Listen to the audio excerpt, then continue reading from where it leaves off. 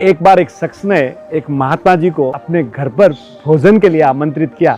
उनको drawing room में बिठाया और भोजन की व्यवस्था करने निकल गए। महात्मा जी आए, महात्मा जी ने प्रसादी ली और आशीर्वाद दिया और चले गए। इतनी देर में उनका बेटा आया और बोला, पिताजी कौन आए थे? बोले, महात्मा जी आए थे। बोले, ड्राइंग रूम में मेरे बहुत सारे पैसे थे, वो अभी गायब है। तो पिताजी ने कहा कि देख, महात्मा जी बड़े सज्जन है, ऐसा काम महात्मा जी नहीं करेंगे। बात आके चली गई, 1 साल हो गया। तो उस शख्स ने महात्मा जी को वापिस अपने यहाँ भोजन के लिए आमंत्रित किया और जैसे ही ड्राइंग रूम में बिठाया, वो भोजन की व्यवस्था करने पास में चला गया। इतनी देर में बेटा आया तो बोला कि महात्मा जी, एक बात कहूँ, आप बुरा न मानो तो। बोले, क्या?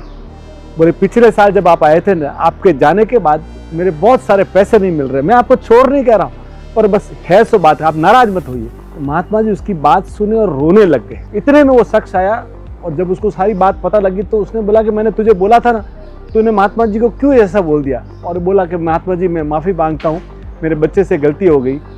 तो महात्मा जी ने कहा कि बेटा, इसने मुझे पूछा इसलिए मैं नहीं रो रहा हूँ। तो बोले, क्या बात की? बोले, वो देख, सामने जो रामायण पढ़ी है ना, वो खोल।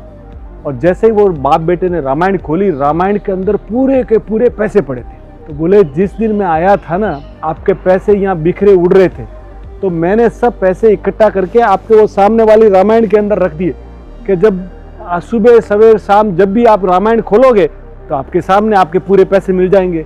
पर मुझे आंखों में पानी इसलिए आ रहा है कि पूरा साल बीत गया और आपने घर में रामायण नहीं खोली है। तो हमारा हाल भी यही है सर। हमारे मित्र है विशाल भाई, सुहाना मसाला वाले, जो बड़े आध्यात्मिक है, तो वो बड़ी शानदार बात कहते हैं कि शांति भाई, समय ऐसा आ गया है कि हम धर्म मानने वाले बहुत हो गए, धर्म निभाने वाले कम हो गए। हम सुबह उठकर दिन में 500 बार मोबाइल जरूर खोलते हैं, पर महीनों बीत जाते हैं घर में अच्छी भगवान की किताब खोले हुए। तो साहब, पहले धर्म निभाइए, धर्म मानने से ज़्यादा। Thank you sir.